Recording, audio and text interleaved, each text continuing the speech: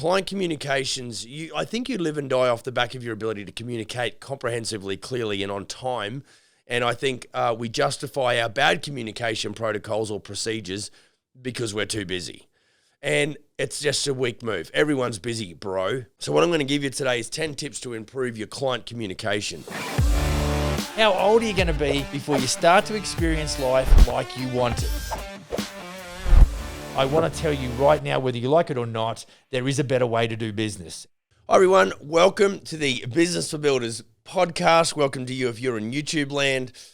My apologies in advance. I sound like a bit of a wounded duck. Not sure what happened. I do know I was outside working in the cold and I probably wasn't warmed up enough. And this might be the result. So rest assured, it is not the COVID.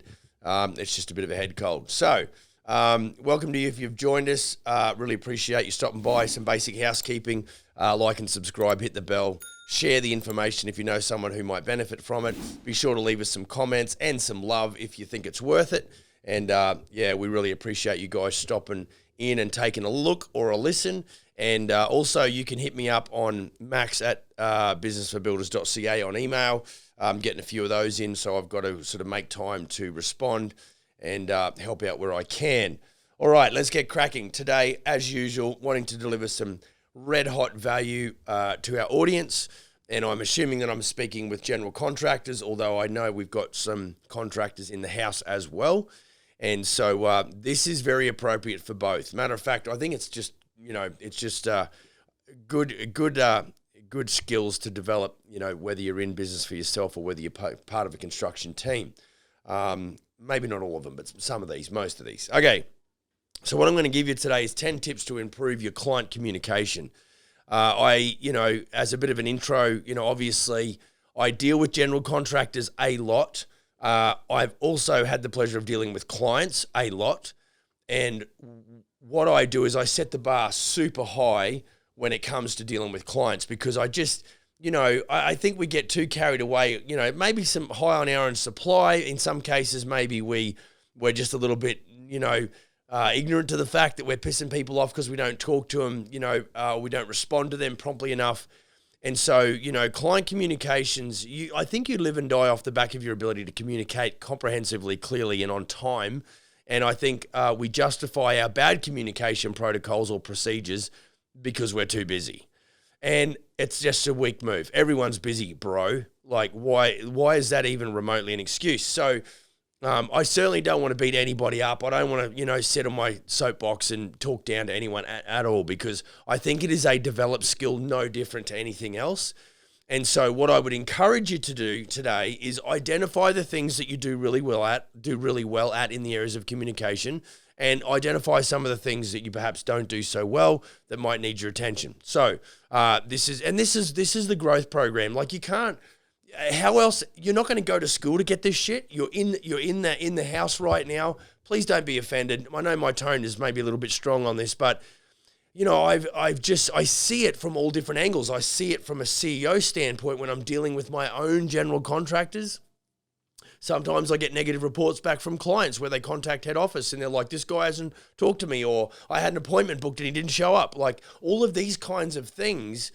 And I even have where I really demand that good correspondence is entered into our job management software so that when clients do ring up, we can look at their file and go, okay, Mr. and Mrs. Homeowner, I just want you to be aware that the builder actually called you, text messaged you, and emailed you on this day of the meeting because there was nobody home.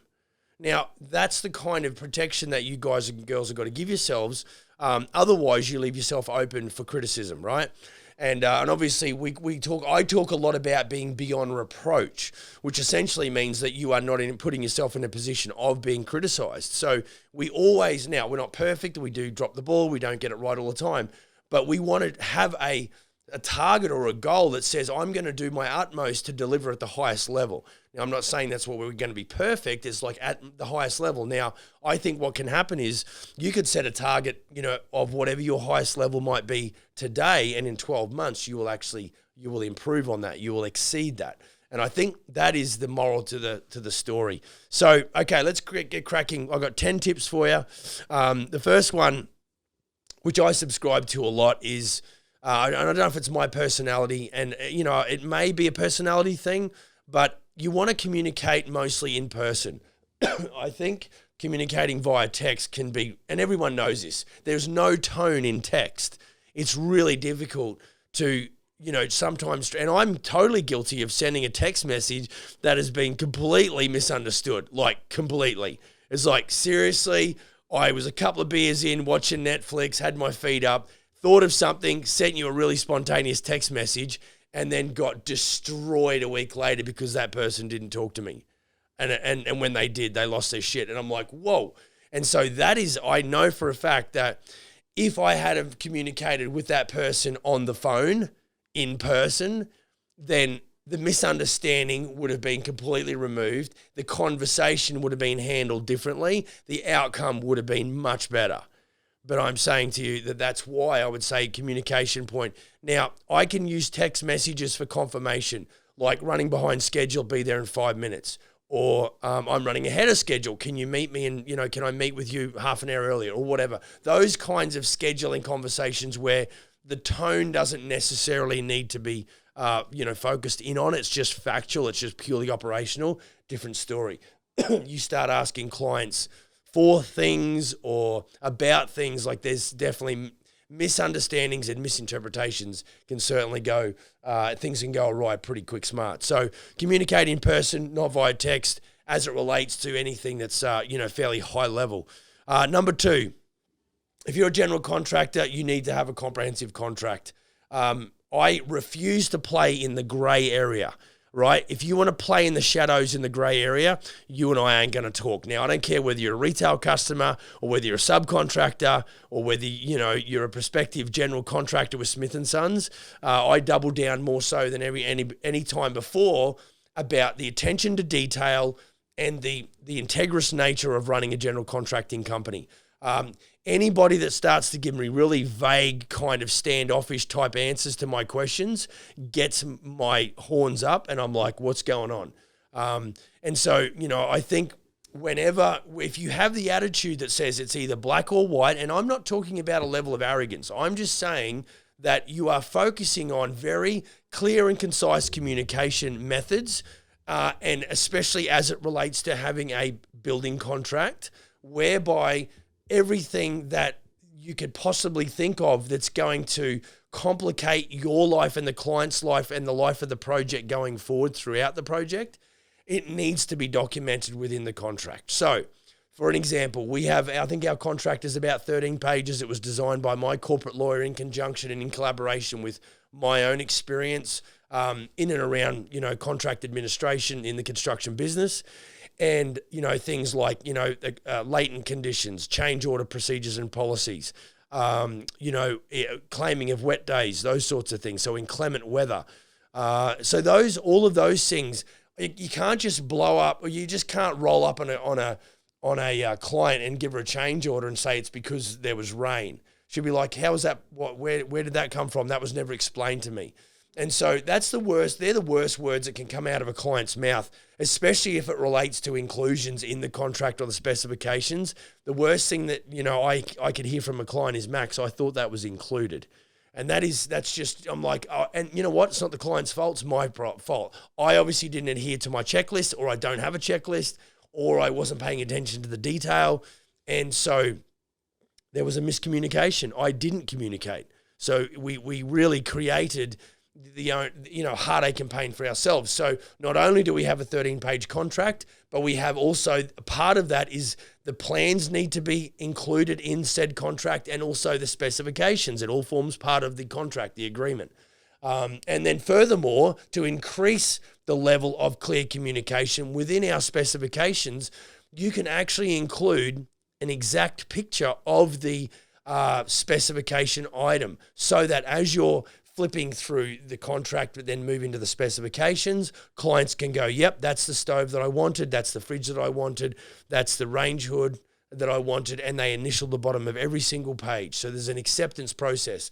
That's all about clarity in communication. We have to document everything to do with the project, because the he said, she said, I thought it was included, like bullshit that goes on, is going to complicate your life. And you want to do a lot more of the work up front, designing systems to ensure that when you roll it out with clients, you know that you haven't missed anything. And so this whole shooting from the hip, she'll be right. If you're more interested in getting to the contract or getting to construction and you don't really want to pay attention to the preliminary side of that construction project, i.e. the sales process, you're setting yourself up for some tragedy, because if you don't pay attention to the detail, and you might say, well, I'm not very detail orientated. My friend, you have to become detail orientated, because if the difference between good and best is your attention to the detail. If you are oriented towards just wanting to get to construction and you'll figure it out on the fly, then you're going to be very unhappy about the result, because your client is going to realize that you're not a very micro person. You're not a very detailed person. And when I look around at the projects that I may have done in my time, I even look around my own office, you know, there's still details that we maybe didn't pick up in the design phase that I wish I had have picked up. And even though I thought I was being very, you know, functionality oriented, and I was very, you know, proactive in making sure that it flowed very well. And, you know, there's just details which I can still see today. So, you know, in your contract administration part of your business, you need to have those ducks in a row. And, you know, it's your approach. It's a discipline. You've got to discipline yourself to pay attention to the detail, because if you don't, you're dead. Unfortunately, that's just the way it is. So, I spend sometimes very important emails. I'll spend like much time, to the point where it could take me an hour to draft an email, because it has to be pinpoint accurate. And even times when I might have sent it to myself in a blind copy, in that process, I'll reread it and go, why didn't I pick that up? And so you've got to be so vigilant, you know, because it's not something that you can just do and, you know, get it done, tick and flick and it's done. You've actually got to pay attention in perpetuity to the detail within the contract that you're communicating at a high level with a lot of clarity with your clients. Okay, point number 3, part of the building contracts is change orders. So first things, you've got to have your change order protocol and procedure outlined in your building contract so clients know about that. Now, in our contract, there's actually some initials at the bottom of that section, so that when I run through that section with them about change order protocols and the fact that there's a $250 fee associated with it that I can waive, you know, I'm not going to go and, you know, rape and pillage, you know, but I'm certainly not going to go and do 10 change orders for nothing. It takes time to do these quotes.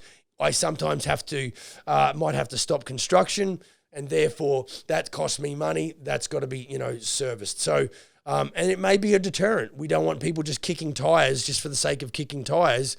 We want to make sure they're serious if they are going to entertain a change order, that they're ready to invest, like we have to invest, right?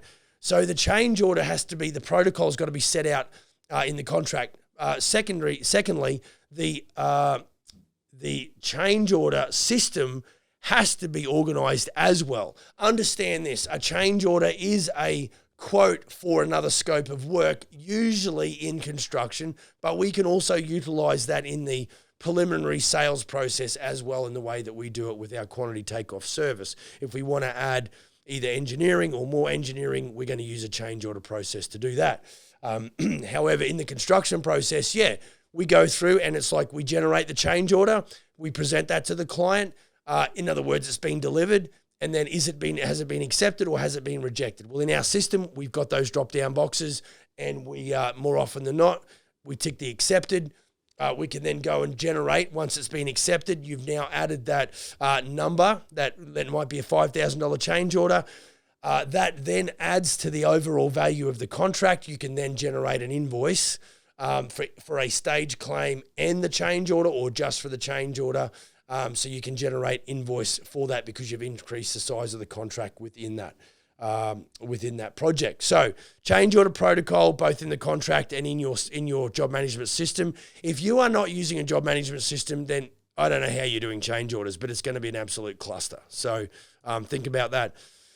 All right, point number 4, confirm point of contact for the whole project. Now, essentially, if you're a one-man band, sure, you're going to be the point of contact just make sure that's, clear. I was chatting with another corporate business today, and they confirmed with me. They said, Max, is this the best email? And is this the best phone line? And I'm like, yep, that's the best email to get me on. And that's my private and confidential cell phone. But you can contact me on that directly because it's important. So now in the event that changes, obviously you want to notify clients that, hey, I'm going away for 2 weeks. My superintendent is going to hold the fort. This is their new number. Make sure that is documented. And then, of course, when you return, reestablish that you are the point of contact and that all communications need to go back through you going forward, from that moment that you return. So just make sure that you're communicating clearly who is the point of contact, what's the best method of, the point of contact. Some job management softwares like BuildExact have what we call a client portal. You might say, if you've got a team, you might say, look, if you are going to, I know this with some house rental companies, they have their own portal set up. If you want to communicate, if you want to lodge a maintenance ticket, you go through their portal. For us with BuildExact, there's a client portal as part of BuildExact, which we pay for, and that enables a one position where you can actually go in there and correspond, and pictures and documents and all kinds of approvals, those sorts of things. That's actually better than the clients calling you. So even if I was a one-man band, I might use your phone as a backup, but I would say to Mr. and Mrs. Client, look, in the interest of clarity and competent response, let's use the client portal on BuildExact. I will set that up for you. You will then have access to that, and I will keep an eye on that. And that makes sure that we don't have emails and text messages and phone calls all over the shop. It's all in one place. And that's so sometimes confirming the point of contact is not a person. It could be a system, which we subscribe to at a pretty high level. Okay, point number 5, speak clearly. And don't use builder jargon. I know that you might be impressed. You might impress yourself because you can, talk about different aspects of construction that, you think might impress the clients. But remember, we're trying to communicate at a high level with a great degree of clarity. And the way we do that is we talk about it in layman's terms. We do not try and overcomplicate it and use builder's jargon. I want you to understand that you as a builder might be used to talking to your subs and suppliers and contractors a certain way. But when you're dealing with clients, you might have to change the way that you speak. I know for me as an Aussie, when I first come to Canada, a matter of fact, there's a video I went and did some off-road racing. And anyway, I got interviewed, and I actually listened to that interview myself, probably a couple of years after I got to Canada. I'm like, whoa. That was very, very much the Aussie accent that Canadians hear, right? But what I had to do is when I come to Canada, when I started to realize that I would talk and people would be like, what? What did you just say? I had to be aware of that. And this is why we say that self-awareness is one of the variables of your success. So I had to realize that if I didn't change the way that I talked at some level, and it wasn't a massive change, that people would always kind of be like, what? 2 things I had to do. I had to slow down because I think where I come from, naturally, we talk a little bit high-paced, and my personality subscribes to that. And the other thing I had to do was round off the words more clearly because, we would tend to just snap words at the back end. As an Aussie, that's kind of what we do. Yeah, g'day, mate. We're going down the survey to pick up some stuff, then we're going to the pub for a drink. Like, It's just really, we haven't got time. We've got to get to the pub. That's what I'm trying to say. But we've got to go to the gas station. And so, it's very important that we make sure that when we're talking to clients that we are not just waffling on. We're not wasting their time because their time is valuable. That we do cut to the chase, but we don't overstep the mark and not have some, breaking ice and just talking a bit about the weather or whatever you've got to do. But don't dilly-dally. Like, get cracking, get down to business. I might chat with Mr. and Mrs. Homeowner. Hey, the house is starting to look great. Super interesting, layout that you've got here. Really excited to see the finished product. Yeah, we had some friends over on the weekend. They really loved it. And it's like, yep, all great. Hey, look, the reason I'm here today is I wanted to inspect what's happening, in the basement or whatever. And so I want to get around and I need your approval. So I need you to put eyes on it. And I know you're busy. Let's get after it and see if we can't get it done ASAP. So respect their time, and speak clearly, be very objective in your approach, and ensure that you're not using builders jargon, that you make sure that they go out with a very clear understanding. And that's why we're talking about improved client communications. This is how you do it. So always, and be aware, if you read their body language, if they're kind of, lights are on but nobody's home type deal, realize you've missed the mark, back up and just go again. Hey, look, just for clarity, did that all make sense to you? Always questions are the answers, folks. If I'm talking to a client, I'm like, so does that make sense? Did you get hold of that?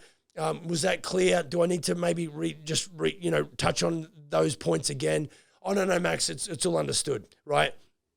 And really, even after you speak clearly and there's no jargon, what I'd recommend you do is when you hit your office again, whether you're using a client portal or whether you're using just email, I would follow that conversation up. Hey, Mr. and Mrs. Client, great catching up with you today. Your project is looking good. Good to see we're on time. Just a few things that we run through on site today. Points 1, 2, 3 outlined below. Please just make sure that I've understood correctly. And if I haven't, please feel free to get back to me with the correction or the omission, notification or what have you. And so this is what I'm trying to do. I never want the clients to be sitting in the corner. Nobody puts baby in the corner, right? I don't want clients to feel like I've just kicked them to the curb. I don't want clients ever to feel like, well, Max is, my project's obviously at the bottom of his list. Every one of our projects needs to be on tier 1. There is no tier 2, 3, 4. Now, do we have to prioritize or do we have to organize? Absolutely. But all of our clients, they need to understand that the reason we haven't got people on your building site is because we are waiting on countertops to go in. So we've got tiles sitting there and we're waiting, for the countertops to go in so the tiler can do the backsplash or whatever the case may be. But there's always got to be a lot of chatter all the time. It's like my cousin is an air traffic controller in Brisbane, and I don't know where he controls air traffic, whether it's over Brisbane or over Sydney, but nonetheless, you don't treat one aircraft worse than the other. They all need top communication. One day I might try and I've got a buddy in town here who's a pilot for WestJet, and I might have mentioned him before. I might actually get him on the show and just have a bit. He's a great conversationalist. He's a funny guy. But the air traffic controller sitting in the tower does not disrespect any one of those aircraft. They're all on tier 1. They've got to keep the appropriate, separation between aircraft, and they've got to organize them to get them in. Now, if there's an emergency, obviously, that's going to change some shit pretty savage. So this is why the air traffic controller, just because he's spoken to one person on approach, doesn't mean he forgets about it. That's on the radar. We've got it, and regularly they will make. Matter of fact, I might get my cousin. Remind me. I might get my cousin who's an air traffic controller. I might get Tim on the show. That would be awesome. And we'll come back to this communication thing because I'm telling you, that would be brilliant, actually. We should do that. So, this is what happens. He doesn't just go and talk to the aircraft on approach and then talk to the next guy and forget about that guy. No, he's watching stuff happening simultaneously. We have to do that as builders as well, because the minute clients feel like they're being neglected or forgotten about, they are going to start hating you. Now, that won't be obvious, but I'm telling you, in the back of their mind, they're like, he's a good guy, but I'm pissed. Okay, that's what we don't want. So make sure we're communicating at the highest level across the whole board, right? And here this segues straight into my next point. Point number 6, proactive listening. Okay, sometimes we hear but we don't listen, and there is a difference. When I've got a client that's talking to me, and I know it can be difficult. Okay, I get it. Sometimes it's hard to be an active listener because in the back of your mind, you're going, pain in the ass, drug user, waste my time. I've already told him this. Like, all of this stuff is going on and on and on. But at the end of the day, you're the professional general contractor and they are the emotional homeowner. They are paying you good money for your services. You need to deliver. Part of that delivery is that you be patient. That's part of the game, not just knocking nails into wood over there, but it's actually to be a good listener, to be an active listener. And so to be a proactive listener, I am going to make eye contact. I am going to agree with certain things that they say during their explanation. And then what I'm going to do is I'm going to say, hey, Mr. and Mrs. Homeowner, just to make sure I heard you correctly, this is what you were saying. Have I got that right? And they're like, yep. That demonstrates I'm not just hearing them, but I'm a proactive listener. And so I think sometimes what we're too busy doing is I've got to make that phone call. I've got to get to the next job site. And what they feel is they see your body language and they feel your tone and they feel like you're disinterested and that you're sort of just wanting to kick them to the curb and move to your next meeting. And you have got to have a poker face. You might be wanting to do that, but you cannot let on that that's the case. You might have a bad hand, but you can't let your poker face down to show that you do have a bad hand. So always be a proactive listener. Always have a pen in your hand and a notebook if that's the way you're inclined. I sometimes pull my phone out and go, just so you know, I've got my notes open here. I'm taking notes as you're talking to make sure that I don't forget anything. And they're like, that's fine, Max. So being a proactive listener as part of that is definitely taking notes, whether you're doing that digitally or whether you're doing that, analog style. Be a proactive listener. I'm telling you that people do business with people that they know, like, and trust. Just because you establish that once, it does not mean that you don't continue to that behavior that continues to confirm in their minds that they didn't make a mistake in trusting you or entrusting you with the responsibility to do their project. Continually reconfirm in their minds that they have made the right decision to use you as their general contractor, okay? Right, so that was point number 6. Point number 7. Now, here's a big one, right? Because I don't want you to take this the wrong way, but we've got to set boundaries and we've got to manage expectations. Point number 7, set boundaries, manage expectations, because you don't want a client who's going to contact you at 6 o'clock on a Saturday night asking you a construction question. If you have 2 options, one is you didn't set the boundaries, and number 2, if you did, you actually don't have to pay any attention to that. You can fix that on Monday, okay? So setting boundaries is because if you don't set boundaries, you have a sales process that's by default, not by design. Now, if you've got it by design, what you would have said to clients is like, hey, Mr. and Mrs. Client, we're under contract now. Just wanted to let you know, I can be available on a Saturday up till lunchtime, but I may not be able to take your call. You might have to wait till Monday. Now, that's just one example of setting a boundary. Another one might be, look, I don't take any phone calls after 6 o'clock at night, and I won't be responding text messages after 6 o'clock at night. Honestly, the average reasonable human will respect that, and the ones that don't respect that and still want to bully their way through, guess what? You're fired. And I'm sorry, but that might make a really good TikTok video right then. But I'm telling you, if they don't respect my space and my life, then I just can't work for them because we're not going to get on. They're just not a fit. Simple as that. Now, I might say to the client, if they say to me, look, I sent you a text message last night, why didn't you respond? And it's like, hey, Mr. Homeowner, as I outlined, at the beginning, I wasn't able to take text messages, calls, or respond to anything after 6 o'clock at night. Do you recall me saying that? And they're like, no, I don't recall you doing that. And I said, look, just to let you know going forward, if this is to work, then this is what I'm going to do, and this is what I'm not going to do. And then you basically cover that off again. I've told our kids to clean their bedrooms over and over again, but if I walked in there right now, I would not be able to see the floor.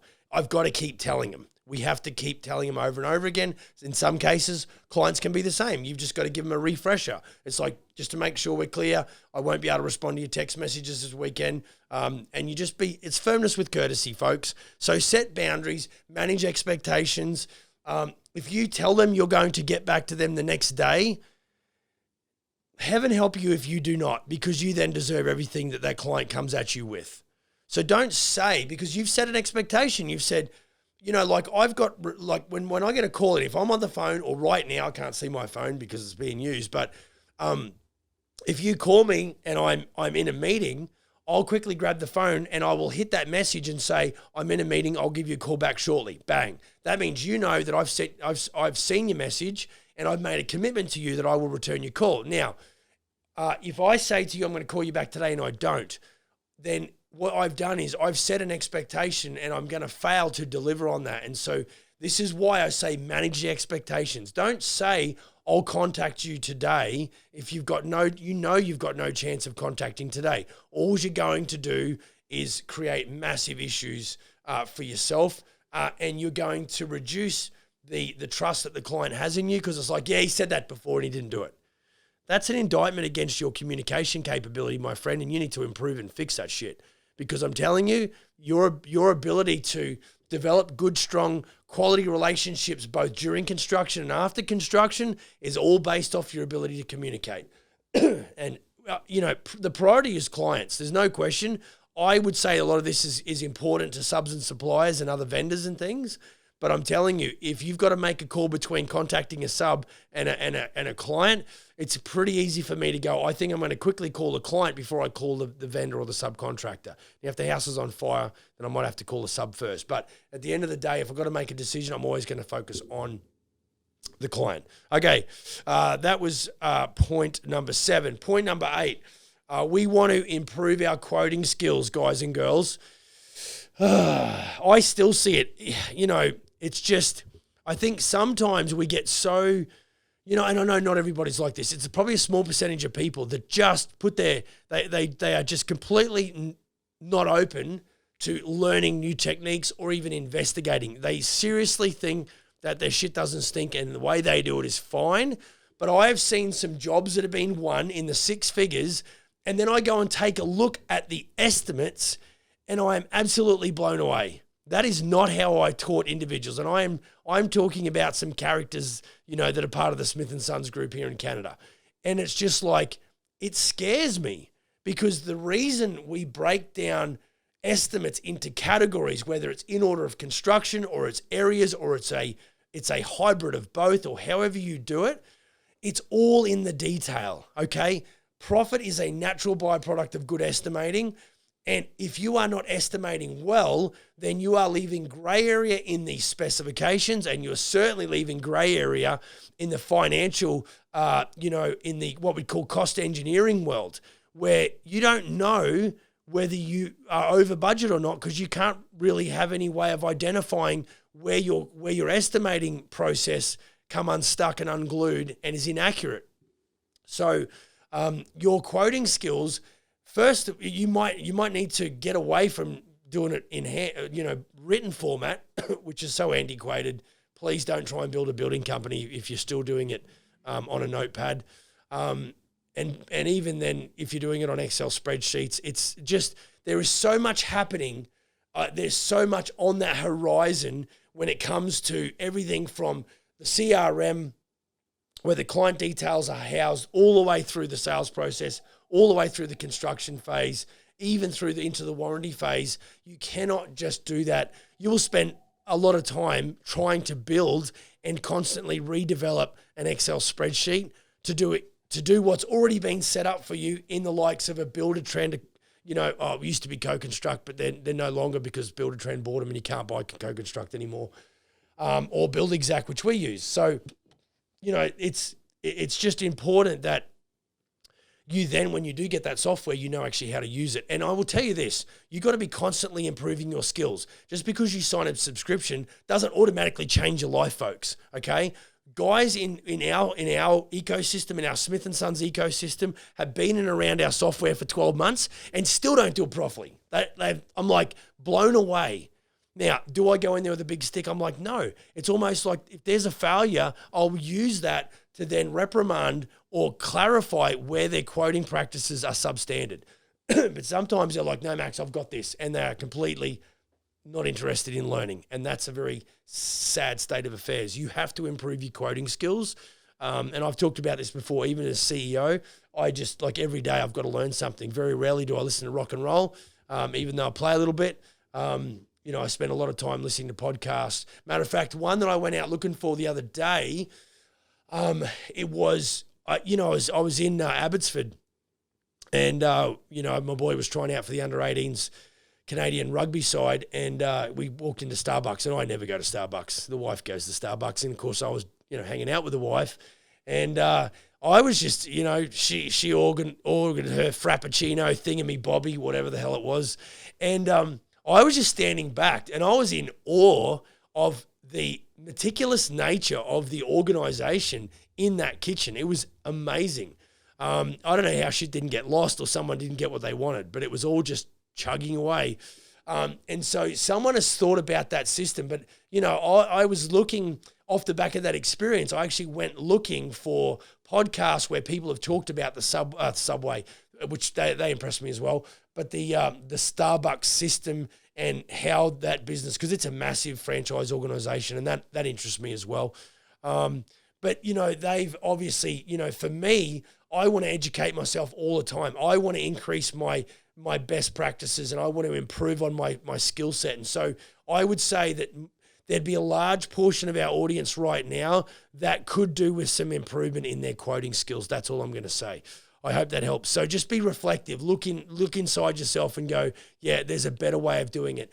And just a side note for people on TikTok right now, we are in the process and have just commenced recording an under the hood, like bunch of episodes for Under the Hood. It's very practical, 3 to 5 minute videos. I hit the whiteboard, and we're really trying to, divulge some of the really practical, obvious, operational, and those systems that can really help general contractors. It's not what I'd call proprietary data. It's just information about how to run a better building company. So that's on the horizon, folks. It's coming. We've recorded four of those episodes already, and we're just working on more content. We would have done more this week, except I sound like this, so we're not doing it. So back onto the podcast. Sorry, folks, but that's good information going forward as well. Okay, so just on improving quoting skills being point number 8. Point number 9 is use cloud-based software. I've just covered that.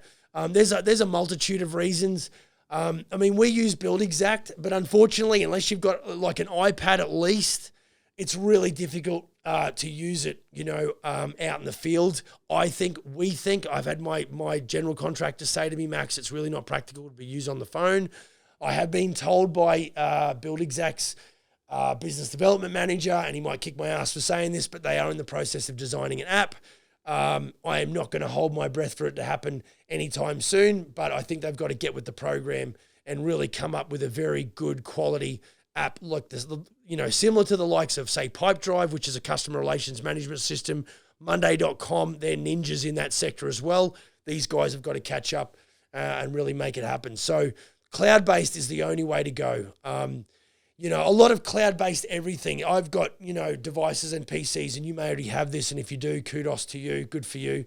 But I can jump on and I can modify, not that I would, the presentations that I do, that I've created on my laptop, that I throw up onto the big screen during our initial training with our general contractors here at Smith & Sons, I can jump on my phone and modify those slides if I so choose to. Not that I would, because it's just not practical on a phone. But the interface or the user experience is so good, it's so practical, that we really need to be operating at the same level as it relates to our job management software and all the quoting and estimating stuff that we do. Especially when you get into construction, you want to generate spontaneous purchase orders, things like that. And I'm telling you that BuildExact is not there yet. But that's certainly what you need. You need a software that's going to do that, and maybe Buildertrend is another good one you can take a look at. It's a pretty complicated system, so you'd want to have your head screwed on. But that's and it's not cheap either. So none of it's really cheap. BuildExact now I think is something like $300 a month Canadian. So it's not cheap for the whole package. I think they split it in half where you don't have the project management and the graphic takeoff, and it's a little bit more cost effective that way. All right, so use cloud-based software across the board, whether it's job management systems, quoting and estimating, accounting, customer relations management systems, whatever the case may be, even your emails, obviously that's fairly typical.